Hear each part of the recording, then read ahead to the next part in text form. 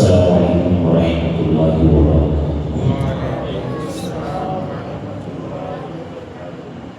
الحمدللہ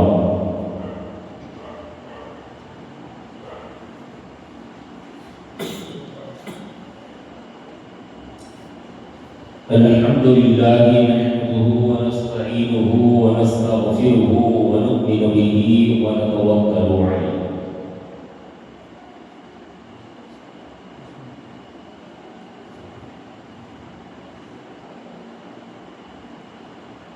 ونعوذ بالله من شرور أنفسنا ومن سيئات أعمالنا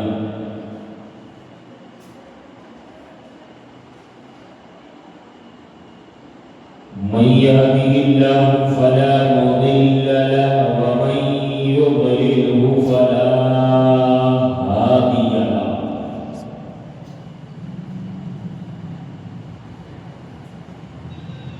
ونشهد أن لا إله إلا الله وحده لا شريك له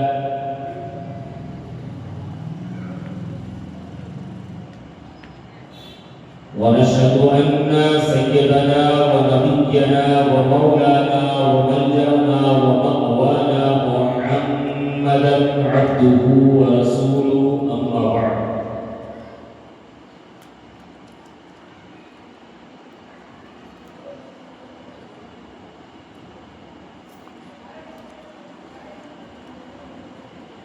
وقد قال الله تبارك وتعالى في القرآن المجيد والفرقان الحميد أعوذ بالله من الشيطان الرجيم بسم الله الرحمن الرحيم قد جاءكم من الله نور وكتاب مبين آمنت بالله صدق الله العظيم وبلغنا رسوله النبي والمختار الكريم ونحن على ذلك لمن الشاهدين والشاكرين والذاكرين والحمد لله رب العالمين۔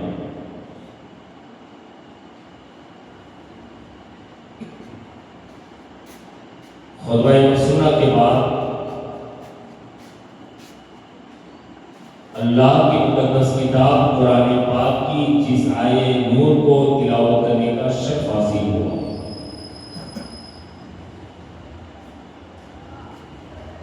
اس کے حوالے سے کچھ کشائی سے پیش کر ہم اور آپ مل کر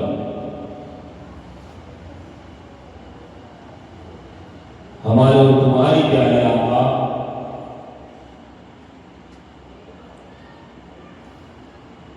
انیس بے کسان 4 سال سے درد مندان فخر رسولہ مالک حق کا آسمان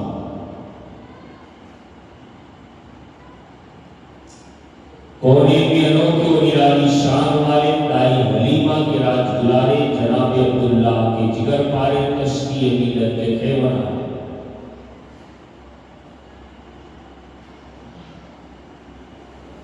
جناب پاک محمد رسول اللہ ارواحنا فدا صلی اللہ علیہ وسلم کے دربار گہربار میں انتہائی عقیدت محبت ادب و احترام کے ساتھ باوز بلند درود پاک کے ڈالیاں نچھاور کریں اور پڑھیں اللہم صلی علی سیدنا محمد وبارک وسلم صلاۃ و سلام علیک یا رسول اللہ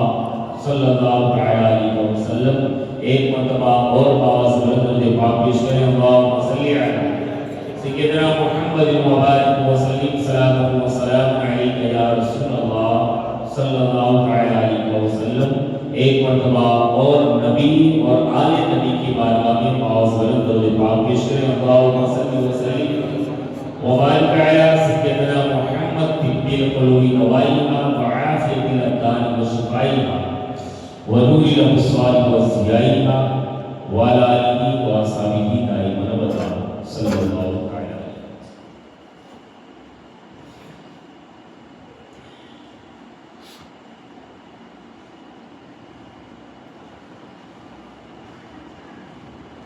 اللہ رب العزت خالق کائنات مالک و جہان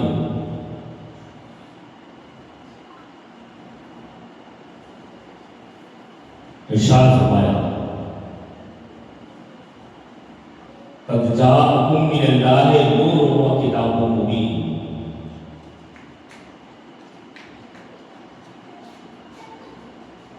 تحقیق کی آیات تمہارے پاس اللہ کی طرف سے ایک نور اور ایک روشن اور کھلی ہوئی کتاب.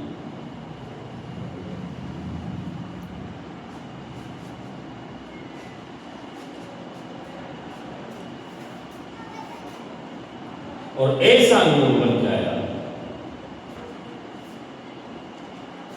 کہ جس نور نے پوری دنیا کے اندر اپنی نوری کرنوں سے اجالا ہی اجالا پیدا تھا. اور اسی نوری آقا کی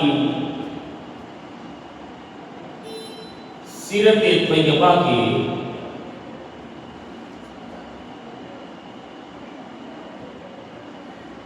کچھ گوشوں کے حوالے سے ہم گفتگو فرما رہے ہیں. رسول اللہ صلی اللہ علیہ وسلم کی زندگی مبارکہ کے حوالے سے گفتگو شریف ہوئی.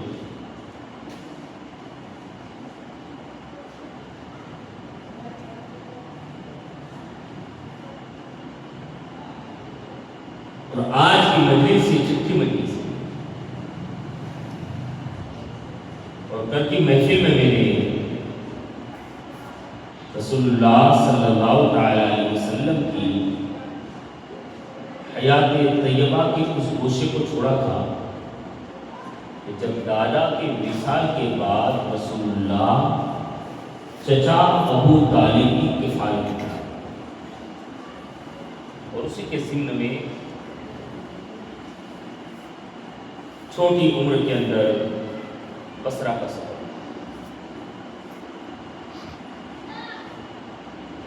یہاں میری گفتگو اختتام پذیر ہے. رسول اللہ نے اپنی پوری زندگی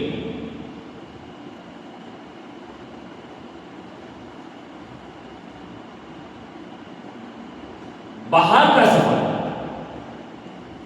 یہ عمرہ اور مدینہ اور کیا بولتے ہیں اس کو حج وغیرہ کی بات نہیں ہوتی، دیگر معاملات کو لے کر کے رسول اللہ نے بہت زیادہ دور کا سفر اپنی زندگی میں 3 مرتبہ.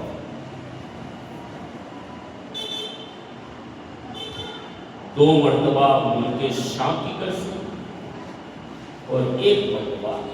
یمن کی کرسی. نہ عمرہ کے معاملات ہوئے اور حج کے معاملات ہوئے.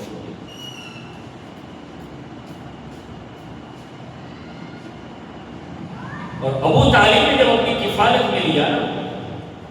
جیسا کہ میں نے کہا تھا کہ بڑی ان کا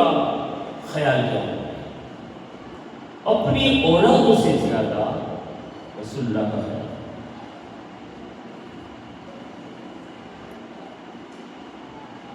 کیونکہ بچپن ہی سے سنتے آ رہے تھے، دیکھتے آ رہے تھے.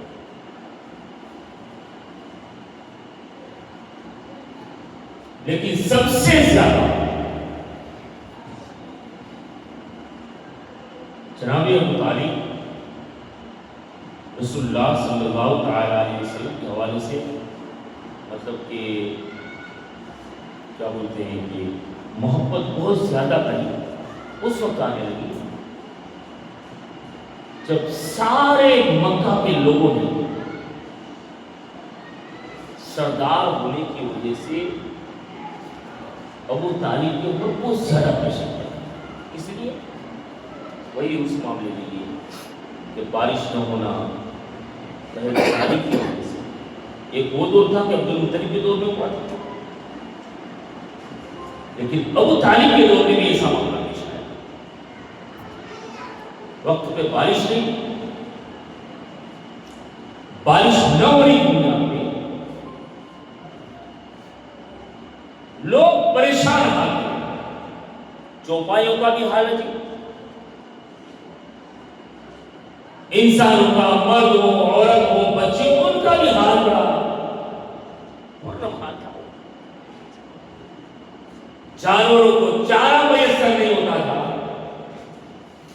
عورتیں مرد اور بچوں کو وقت پہ دانا نصیب نہیں ہوتا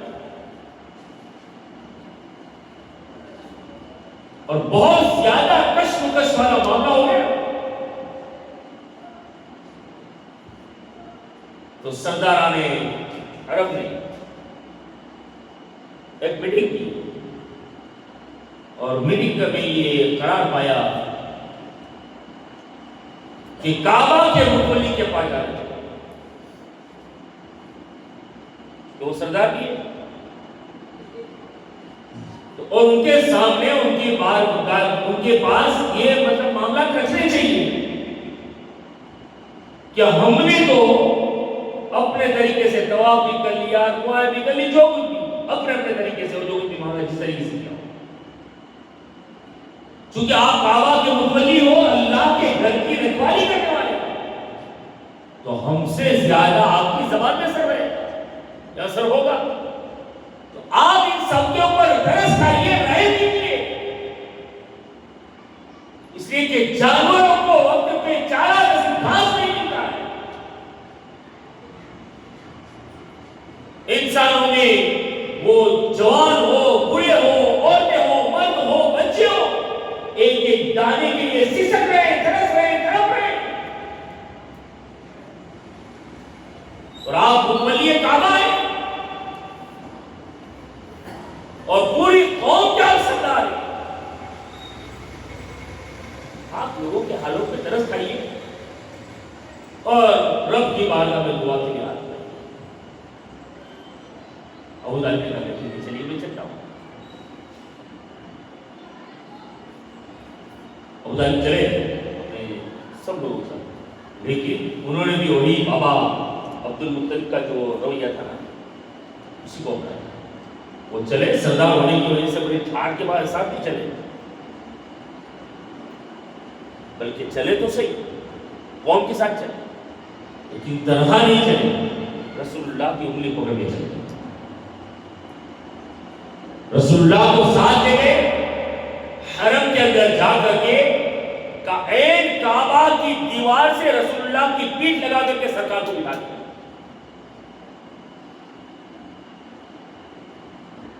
اس حال میں بٹھا دیا اور ابو طالب دعا کے لیے ہاتھ میں دعا کر رہے ہیں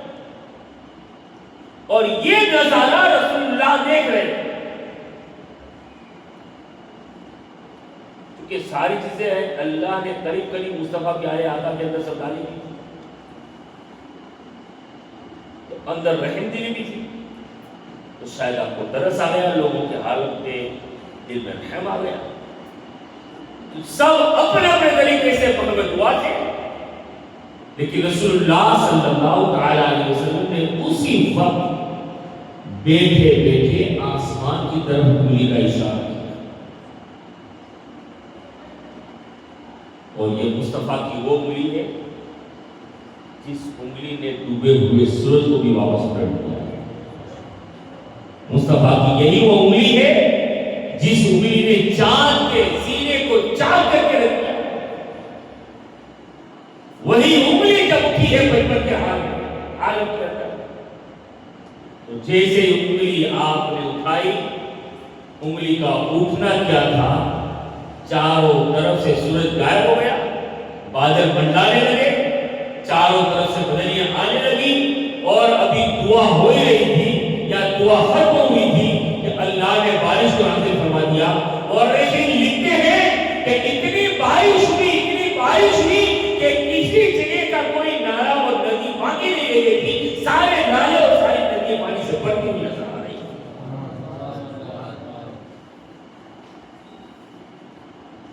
یہ جو معاملہ دیکھا تو ابو طالب اور زیادہ فرشتہ اور جب بہت زیادہ فرشتہ ہو مطلب محبت انداز بہت زیادہ محبت داری بھائی ابو طالب نے پورا ایک قصیدہ لکھا رسول اللہ کی شان میں پوری ایک نعت لکھی اور بعض مورخین نے بیان کیا ہے کہ نعت کے شعر کتنے ہیں آج ہمارے نعت پڑھتے ہیں تو ظاہر بات ہے وہ لوگ تو پڑھتے ہیں لیکن لکھنے والے لکھتے ہیں، جو لکھنے والے لکھتے ہیں نا وہ عشق کے امام کی بات الگ نہیں، لیکن عمومی طور پہ آج جو لکھتے ہیں نا تو وہی 5 6 7 شعر 8 شعر 10 لمیٹڈ، جہاں تک میں مانتا ہوں۔ اب وہ پہلے امیر خسرو جیسے، شیخ سعدی جیسے، ان لوگوں کی بات الگ تھی، وہ کیا بولتے ہیں وہ امام بوصیری جیسے، ان لوگوں کی بات سب میں الگ تھی، لیکن آج جہاں تک میں مانتا ہوں تو وہ دم خم آج نظر نہیں آتے جو اس وقت کے تھے۔ لیکن پھر بھی ابو طالب نے جو سرکار کی شان میں جو کلام لکھا نا، جو نعت کی، اس کے مورخین لکھتے ہیں اس چیز کو، غالباً ابن عساکر نے یہ نقل کیا ہے کہ جو ابو طالب نے جو رسول اللہ کے حوالے سے جو کلام لکھا نا اس کے مکمل حیث اشعار لکھے تھے۔ آج ہمارے نواز باپو اگر ایسی شعر پڑھ ڈالے تو خوف تو کھڑا ہونے کے کہ باپو تمہارے تو سنا نہیں تو ہمارے بھی نہیں سنا تھا، بند کرو تو بتا رہا اچھا دو ہی کانٹے مل گئے وغیرہ وغیرہ جو کچھ بھی، لیکن وہ ان کی محبتیں تھی تو بہت زیادہ محبت غالب آ گئی، اور رسول اللہ صلی اللہ علیہ وسلم اتنے مانوس ہوئے سرکار سے، اتنے مانوس ہوئے کہ کسی جگہ گھر کے دروازے کے باہر مطلب کھلیان مطلب آنگن، اگر آنگن میں نکلتے نا تو بغیر رسول اللہ کے ابو طالب نکلتے نہیں، سرکار کو تنہا کسی جگہ نہ چھوڑتے۔ آپ اندازہ لگائیے نا کہ گھر کے اندر بستر بھی بغیر رسول اللہ کے بستر نہیں لگایا، سرکار کا بستر بھی اپنے قریب لگتا ہے، میں یوں کہوں کہ سرکار کے قریب اپنا بستر لگایا۔ تو اب اتنی جب لگا ہو گیا تو پھر یہ ضرورت پیش آئی ہے، کیونکہ ابو طالب نے وہ کثیر العیال بھی تھے،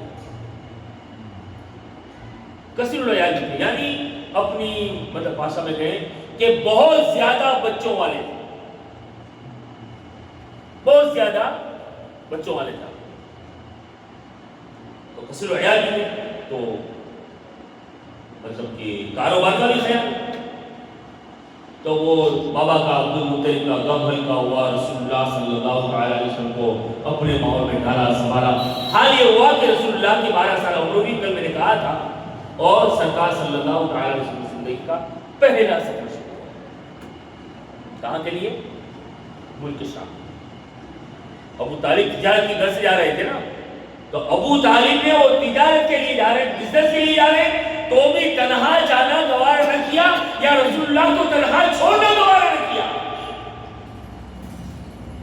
سرکار کو ساتھ دے دے۔ اب چلے تو مختصر یہ کہ وہاں بصرہ، اور بصرہ کی آبادی سے باہر نکل کر کے آگے جا کر ایک دیہات آتا تھا، وہی گرجا تھا بحیرہ راہی کا، جہاں وہ قافلے نے پڑاؤ کیا۔ اب پڑاؤ کی سچویشن کیا ہے کہ وہ راہی نے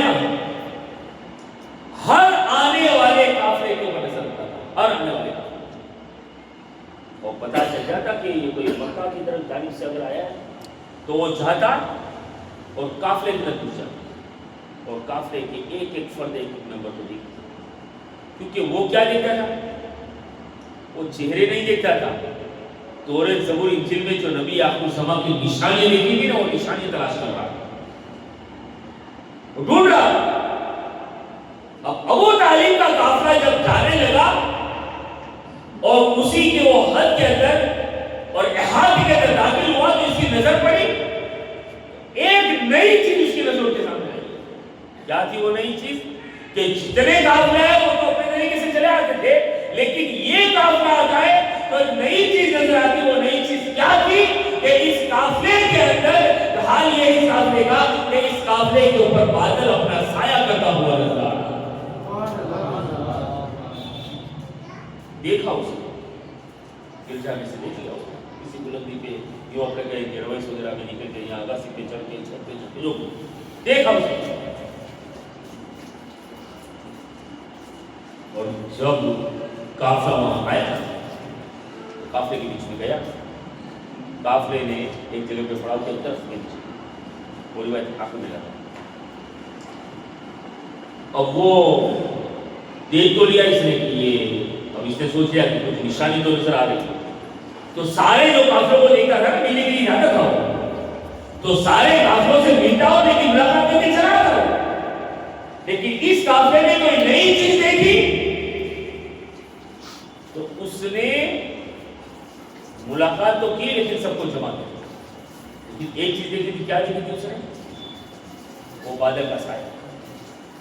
ابو طالب نے رسول اللہ کو لے کر کے ایک درخت کے نیچے پڑاؤ کیا تھا اور دیگر جو قافلے والے تھے وہ تھوڑی اس طرف تھے. اب یہ پہنچا، یہ چاہتا تھا کہ ان ساری چیزوں کو اور مطلب کہ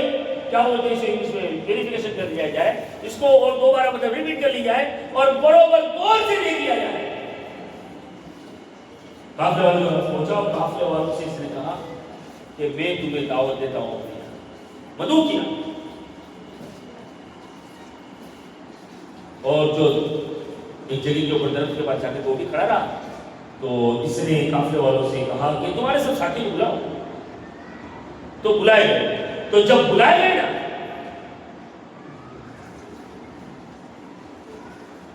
جب بلائے گئے تو سب لوگ آنے لگے. ابو طالب کیا ہے، لیکن اس نے اتفاق ایسا رہا کہ ابو طالب آئے تو ابو طالب تنہا ہے، رسول اللہ کو وہاں چھوڑ کے آئے. اب یہ نظر جمائے ہوئے تھا کیونکہ اس کو یہاں یہ ٹٹولنا تھا. بھائی نبی آخر زمان ایک ہونے والا ہے نا، اس کو یہ پکا کرنا تھا کہ آخر ہے کون اس. یہ بادل سایہ کرتا ہے وہ بھی ایک اوپر ہے، لیکن سب کے اوپر سایہ نہیں کرتا. یہ کسی ایک کا. یہ بات اور ہے کہ دوسروں کا بھی کام ہو جاتا ہے، لیکن نبی آخر زمان نبی تو ایک ہی ہوگا نا، ایک ہی نبی بن کے آئے. لیکن اس کو یہ وہ دیکھنا تھا کہ آخر اس میں ہے کون. تو سب کو وہ اس نے بلایا، وہ دعوت کے آگے مدعو کریں گے اور بات چیت کرنے کی گھر سے. اور جب بلایا تو ابو طالب آئے، لیکن رسول اللہ کے ساتھ ابو طالب کے ہوتے نا درخت کے نیچے. تو ابو طالب تنہا آئے، رسول اللہ کو نہیں لائے. تو یہ جو دیکھنا چاہتا تھا نا وہ نہیں دکھا اس. ابو طالب آ گئے تو اس کو دکھا نہیں. تو اس نے سوچا کہ لوگوں، تم لوگوں میں سے کوئی ایسا رہ گیا ہے باقی کہ جو یہاں نہیں آیا؟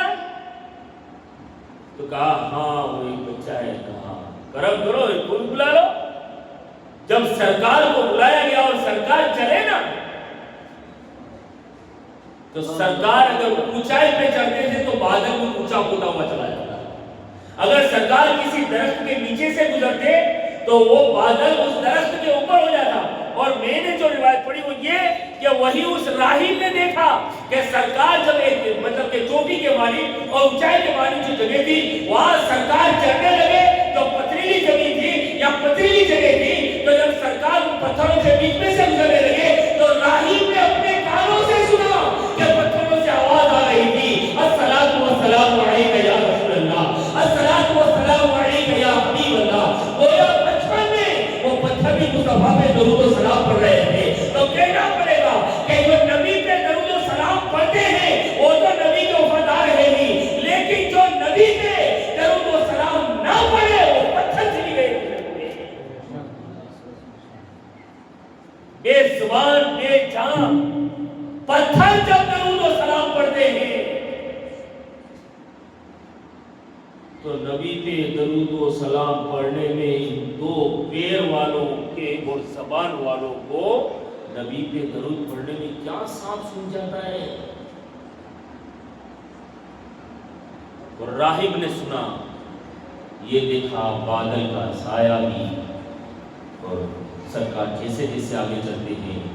بادل رسول اللہ صلی اللہ علیہ وسلم کے اوپر سایہ بنتا ہوا چلا رہا ہے. سرکار جب قریب آئے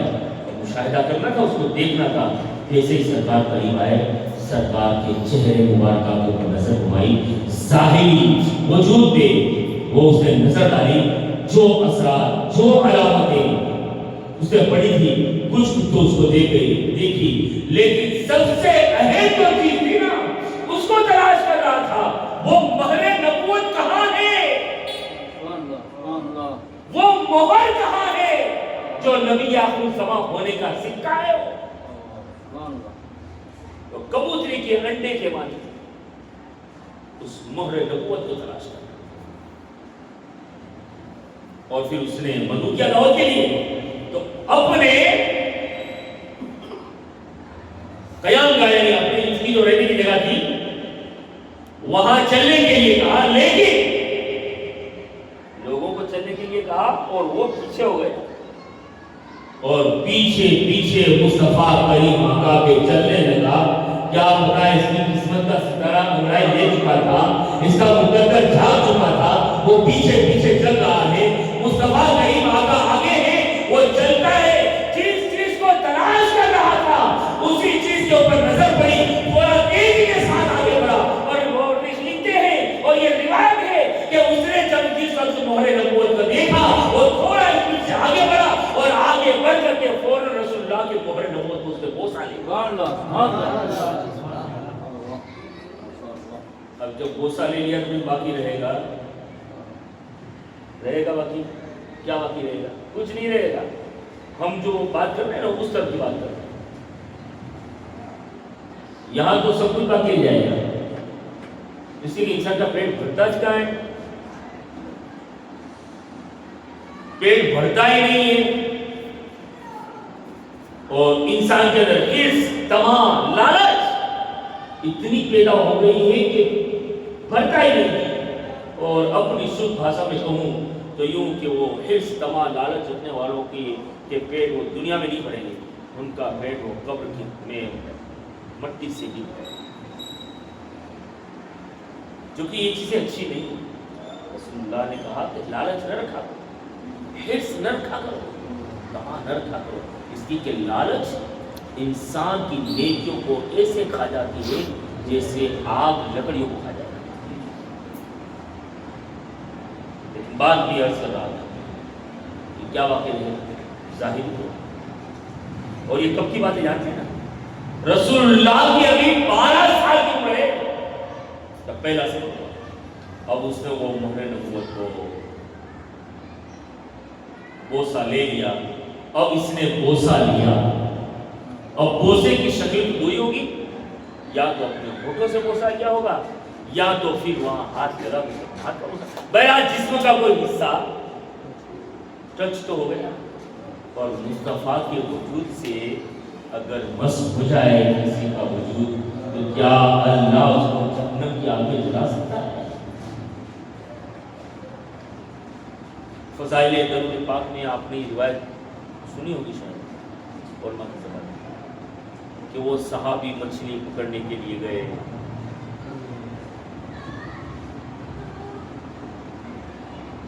وہ صحابی مچھلی کی گر سے گئے اور جب وہ ملاح سے یا مطلب کیا کہتے ہیں مچھلی کے ویپاری سے جو اپنی بھاشا میں کہے مچھلی خریدی اور مچھلی لے کر کے آئے. اس کو کاٹی بھی گئی، سب کچھ کیا اپنے طریقے سے گھر کی عورتوں نے. اب کافی دیر تک آگ پہ چولہے پہ چڑھا دی، کافی دیر تک اس کو بھونتے رہے، پکاتے رہے، بناتے رہے، لیکن مچھلی ہے کہ پکنے کا نام نہیں لے رہی. اور وہ صحابی تھے، کوئی اور نہیں تھے، وہ صحابی تھے. تو بیوی سے نہیں کہا کہ آقا ہے. اور ابھی تو پھر حالات ایسے کہ بھائی اگر ایسا کوئی اچانک معاملہ آ جائے تو اس میں دو چیز پہ انسان کا ذہن جائے گا. کانٹوں کو اپنے کارن کر دیا، کام بائی کی آ بنی کہ دینے کے کیسی چیزیں جانتی تھی ہے کیا پکتی نہیں ہے. لیکن وہ معاملے بھی جہاں تک میرا خیال ہے ابھی جو ہم دیکھ رہے ہیں نا سفر ہستی پہ ہماری قوم کے حالات اور ہماری قوم کی ذہنیت اور ہماری قوم کی سوچ، اس کے اعتبار سے بھی یہ کہوں گا کہ وہ بیوی کہیں گے تو معاملہ بات نہیں، پہلے یہ آئے گا کیا مچھی پر کہ کریلا ہے کہ کارن کریلے کہ ودھی کر لیے جو کچھ بھی. اب لیکن وہ صحابی تھے نا تو رسول اللہ کے پاس پہنچے، عرض کیا کہ یا رسول اللہ صلی اللہ تعالی علیہ وسلم وہ لے کر کے آیا وہ مچھلی، لیکن وہ مچھلی پکتی نہیں ہے، کافی دیر آگ کے اوپر رکھی گئی. تو وہی مصطفیٰ کریم آقا کا جواب ملا کہ اس کو دنیا کی آگ تو کیا جہنم کی آگ بھی نہیں پکا سکتی ہے، کیونکہ یہ وہ مچھلی ہے کہ جب وہ پانی کے اوپر تیرتی تھی اور ایک کشتی کے اندر ایک بندہ ایک کنارے کے اوپر بیٹھ کر کے مجھ پہ درود و سلام کرتا تھا، جو وہ مجھ پر درود پڑتا تھا، یہ مچھلی پانی میں رہ کر کے میرے درود کو سنا کرتی تھی۔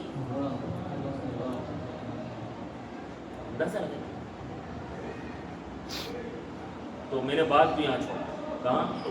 کہ اس نے بوسہ لے لیا، اور بوسہ لیا، بوسہ لینے کے بعد 10 بوسے وغیرہ جو اس کو رسول اللہ کی بارگاہ میں اور رسول اللہ صلی اللہ علیہ وسلم کی خدمت کرنی تھی، اس کے حساب سے اس نے اپنے طریقے سے اپنی خدمات انجام دے دی، اور صرف خدمات کی انجام نہیں دی اس نے، بلکہ وہ ایمان بھی لے آیا، وہ رسول اللہ پہ ایمان بھی آیا۔ اور یہ کب کی بات ہے؟ جب رسول اللہ کی 12 سال کی عمر اور اعلان نبوت مصطفیٰ کریم آقا نے 40 سال میں فرمایا۔ تو کیا قبل اعلان نبوت ایمان نہیں لائے؟ روایتوں میں اور تاریخ میں کئی ایسے، حبیب بن نجار کے بارے میں بھی، کہ وہ بھی اعلان نبوت سے پہلے ہی مان لیا ہے۔ اسی طریقے سے یہ راہی جس نے سارے معاملات دیکھے، ارے یہ تو ابھی کتنے 25-30 سال کا معاملہ ہے نا، لیکن آپ کو یہ پتا ہے کہ نہیں کہ جس خاندان کے اندر حضرت ابو ایوب انصاری پیدا ہوئے،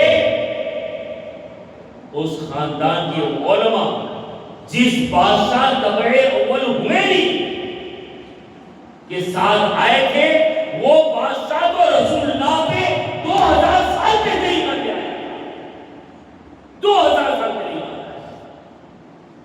اور ابو ایوب انصاری کو جو خط دیا گیا تھا نا، وہ اس بادشاہ نے وہ علماء کو دیا تھا اور کہا تھا کہ تمہاری نسل میں منتقل کرتے رہنا۔ کئی پیڑھیوں کے بعد ابو ایوب انصاری ہوئے، اور ابو ایوب انصاری نے کے پاس وہ خط پہنچا، اور وہ رسول اللہ کی آمد کا انتظار اور آمد کا انتظار کرتے کرتے حال یہ ہوا کہ سرکار ہجرت کر کے جب مدینہ آئے تو اس سے پہلے ابو ایوب انصاری کے پاس جو خط تھا انہوں نے اپنے غلام کو دے دیا تھا، اور جس وقت ابو ایوب انصاری رضی اللہ تعالیٰ عنہ کے گھر کے اوپر سرکار نے قیام فرمایا، ابو ایوب انصاری کے غلام جب ملاقات کرنے کے لیے گئے تو سرکار نے ملاقات کے بعد سلام و دعا کے بعد یہی کہا تھا کہ طبع اول حمیری کی جو امانت تمہارے پاس ہے وہ امانت میرے حوالے کی جائے۔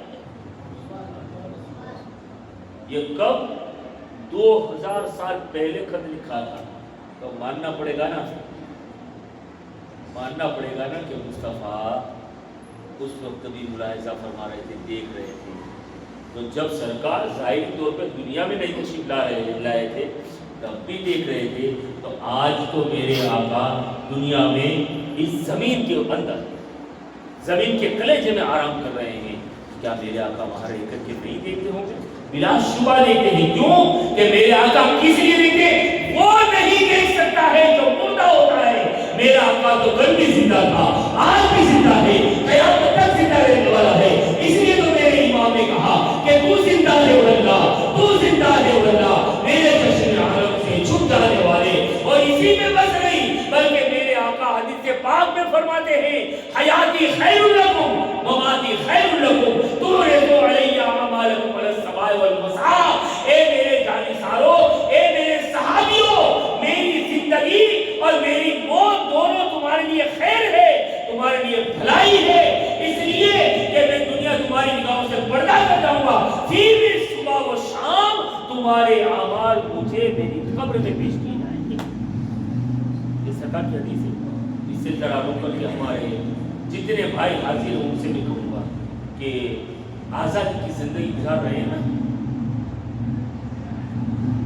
سوچئے کچھ، پورا دن جو کرتے ہیں نا، صبح سے لے کے شام تک کرتے ہیں، تو شام کو ہمارے پورے دن کے کارنامے رسول اللہ کو مزار میں پیش کیا،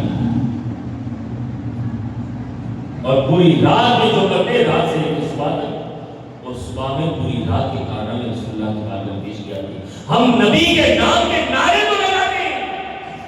اگر ہم غلط کام کر رہے ہیں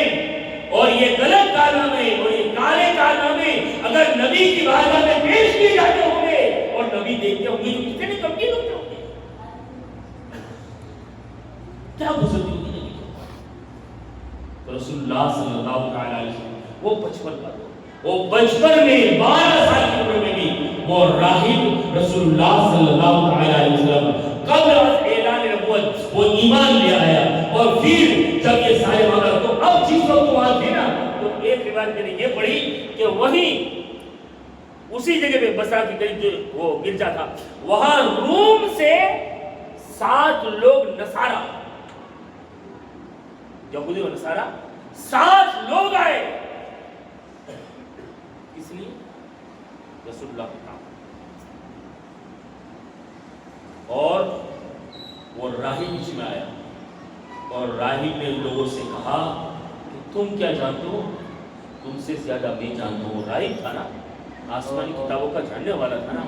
اس نے توریت زبور انجیل میں جو رسول اللہ کی علامتیں پڑھی تھی وہ ساری کتاب کے ذریعے سے اور رسول اللہ کی ذات کو سامنے رکھ کر کے یہ ثابت کیا کہ یہی نبی آخر الزمان ہے۔ تم اپنی عاقبت نہ بگاڑو، تم اپنی آخرت نہ بگاڑو، تم تو کچھ نہیں کر سکو گے، اس لیے کہ ان کی شان یہ ہے کہ تم ساتھ آئے ہو، 700 آ جاؤ گے تو بھی کچھ نہیں بگاڑ سکو گے، اس لیے کہ ان کی شان یہ ہے کہ فانوس بن کے جس کی حفاظت ہوا کرے، ارے وہ شمع کیا ہوگی جسے روشن ستا کرے، تم کچھ نہیں کر سکو گے۔ میں تمہیں سمجھا رہا ہوں اور ثابت کر کے بتا، انہوں نے اس نے راہب نے ثابت کیا اور جیسے جیسے سمجھا کر کے ان کو روانہ کر دیا۔ اس کے بعد اس راہب نے جناب ابو طالب سے کہا کہ شام جانے کا ارادہ ہے نا، تجارت کی غرض سے، شام کا ایک ایک یہودی ان کی جان کا دشمن ہے، ایک ایک یہودی شام کا ان کی جان کا دشمن ہے، مت لے جائیے، مت لے جائیے، اگر لے گئے تو اس بچے کے لیے بڑا خطرہ ہوگا، وہ تعاقب میں ہے کیونکہ ان کے بڑوں سے، ان کے دھرم گروہوں سے انہوں نے علامتیں پڑھی ہیں، سنیے نبی آخر الزمان کی، کیونکہ اللہ نے تورات زبور انجیل میں وہ ساری علامتیں بیان فرمائی ہے، اگر لے جاؤ گے تو ہو سکتا ہے کہ نقصان نہ پہنچا دے بچے کو۔ ابو طالب نے جب یہ سنا تو ابو طالب کے ذہن میں یہ بات آئی، ایک روایت میں کہ ابو طالب نے اپنا سارا مال وہی بصرہ میں بیچ دیا اور واپس